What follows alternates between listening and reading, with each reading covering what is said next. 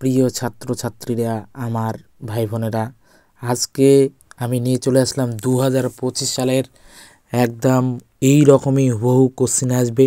তোমরা দেখে নাও। আজকে 2025 সালে যারা উচ্চ মাধ্যমিক পরীক্ষা দেবে তাদের জন্য ইতিহাস কোশ্চেন নিয়ে আসলাম। সেম প্যাটার্ন নেই, এই রকমভাবেই কিন্তু তোমরা কমন পাবে। বড় কোশ্চেনগুলো তো আশা করি হুবহু কমন পড়বে, শর্টগুলো হয়তো এদিক ওদিক হতে পারে, কিন্তু এটা একদম গ্যারেন্টি যে বড়গুলো আসবেই। একটি মাত্র ভিডিওতে একটি মাত্র কোশ্চেন তোমরা দেখে নাও। এরকম করে তোমরা কটা সেট চাও আমি দিতে পারি। মোটামুটি 2টো সেট আমি দিব, এরপরে আরেকটা সেট দেবো। আজকের প্রথম সেটটা দেখে নাও, যে এই সেটগুলো থেকেই কিন্তু তোমরা হুবহু কমন পাবে। সবার প্রথমে চলে যাও।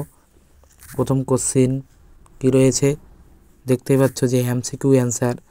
প্রথম কোশ্চেন দেওয়া হয়েছে যে বিশ্বের প্রাচীনতম জাদুঘরটি গড়ে উঠেছিল। অপশন এ ইংল্যান্ডে, অপশন বি ফ্রান্সে, অপশন সি ইরাকে, অপশন ডি গ্রিসে। উত্তর হবে অপশন সি ইরাকে। তারপরের প্রশ্ন, ইতিহাস একটি বিজ্ঞানের বেশিও নয় কমও নয়, এই উক্তিটি কার? উত্তর হবে অধ্যাপক Bury. Option A history of British India গ্রন্থটি রচনা করেন কে? এটির উত্তর হবে অপশন সি জেমস মিল। 4 নম্বর, কৃষ্ণাঙ্গরা শ্বেতাঙ্গ মানুষের বোঝা, এই উক্তিটি করেন কে? উত্তর হবে রুডওয়ার্ড কিপলিং। Option C. 5 নম্বর, নানকিং সন্ধি স্বাক্ষরিত হয়, এটি হবে বি নাম্বার 1842 খ্রিস্টাব্দে। অথবা আছে মুক্ত বাণিজ্য নীতির প্রবর্তক হলেন, এটি অ্যান্সার হবে সি অ্যাডাম স্মিথ। 6 নম্বর, দূরপ্রাচ্য বলা হয়, দূরপ্রাচ্য বলতে সি নাম্বার চীন এবং জাপানকেই বোঝানো হয়। 7 নম্বর কোশ্চেন দেখো, সত্যবিলোপ নীতি কে প্রবর্তন করেন? উত্তর হবে এ লর্ড ডালহৌসি। 8 নম্বর কোশ্চেন, সংস্কারের দাবিতে চীন সম্রাটের কাছে আবেদনপত্র জমা দেন কে? উত্তর হবে option C Kang you way. 9 নম্বর, গোলামগীর গ্রন্থটি রচয়িতা কে? উত্তর হবে অপশন ডি জ্যোতিবা ফুলে। 10 নম্বর প্রশ্ন, মে 4 আন্দোলনের নেতৃত্ব কে দেন? এটির উত্তর হবে অপশন ডি চেন তু সিউ। 11 নম্বর, মিলিয়ে লেখো। দেখো এখানে নেহেরু রিপোর্ট, স্বরাজ্য দল, নিউ ইন্ডিয়া পত্রিকা, পুনঃযুক্তি। এখানে উত্তর হবে নেহেরু রিপোর্ট হচ্ছে মতিলাল নেহেরু 1 ডি, স্বরাজ্য দল চিত্তরঞ্জন দাস 2 এ। তাহলে সি নাম্বার অপশনটা হবে অ্যান্সার। 12 নম্বর কোশ্চেন, নবান্ন নাটক রচয়িতা থেকে? উত্তর হবে বিজন ভট্টাচার্য। Option C. বারদৌলি সত্যগ্রহের নেতৃত্ব কে দেন? উত্তর বল্লভভাই প্যাটেল। ক্রিপস মিশন প্রস্তাবকে একটি ফেল করা ব্যাংকের আগামী তারিখে চেক বলেছেন কে? উত্তর হবে গান্ধীজি। আবার একটি ছক দেখো 15 নম্বর, জেনারেল তোজো, এটি হবে জেনারেল তোজো হচ্ছে জাপান, হোচিমিন ভিয়েতনাম। তাহলে সি ডি, অর্থাৎ বি নাম্বার অপশনটা মিলছে। গান্ধী বলে নামে পরিচিত মাতঙ্গিনী হাজরা। Option D. 17 নম্বর, সুয়েজ খাল জাতীয়করণ করেন? উত্তর অপশন এ নাসের। কমিকন গড়ে ওঠে? উত্তর হবে পূর্ব ইউরোপে সি। নিয়ন্ত্রিত গণতন্ত্র ধারণার কোন ব্যক্তির সঙ্গে যুক্ত? উত্তর হবে অপশন এ সুকর্ণ। ভারতের পরিকল্পনা কমিশন গঠিত হয়েছিল? উত্তর হবে 1950 সালে বি। সার্কের ধারণা কার মস্তিষ্কে? উত্তর হবে জিয়াউর রহমান। 22 নম্বর, ভারতের প্রথম অকংগ্রেসের প্রধানমন্ত্রী, মানে অকংগ্রেসি প্রধানমন্ত্রী হবে এটা। উত্তর হবে মোরারজি দেশাই। স্বাধীন ভারতের প্রথম মুখ্য নির্বাচন কমিশনার ছিলেন সুকুমার সেন। 24 নম্বর, ডিকোলাইজেশন শব্দটি প্রথম ব্যবহার করেন, মানে অবনিশীকরণ, তবে মরিস জুলিয়াস বন।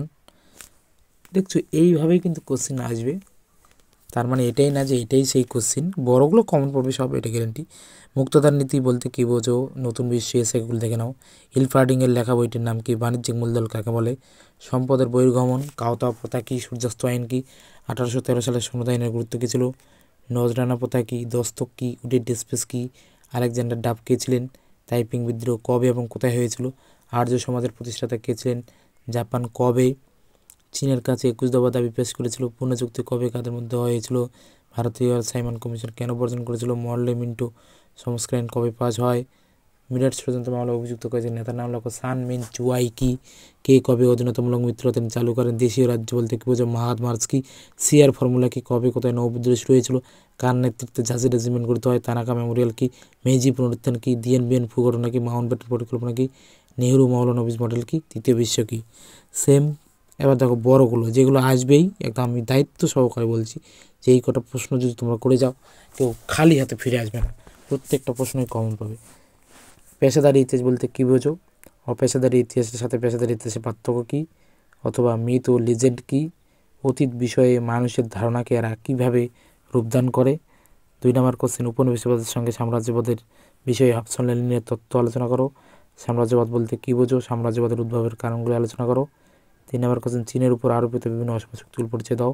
অথবা অবশিল্পায়ন বলতে কী বোঝো? ভারতের অবশিল্পায়নের কারণগুলি আলোচনা করো। ভারতের অর্থনীতির প্রভাব লেখো।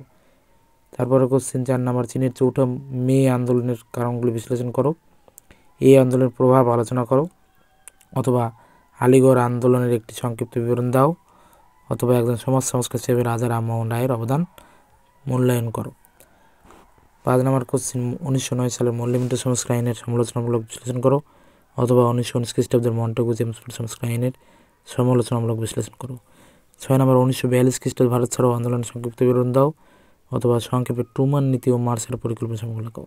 অথবা সুয়েজ সংকটে ভারতের ভূমিকা লেখো। 7 নম্বর, ভারতের স্বাধীনতা সংগ্রামে সুভাষচন্দ্র বসুর অবদান লেখো। অথবা কোরীয় সংকটের সমস্যা সমাধানে ভারতের ভূমিকা লেখো।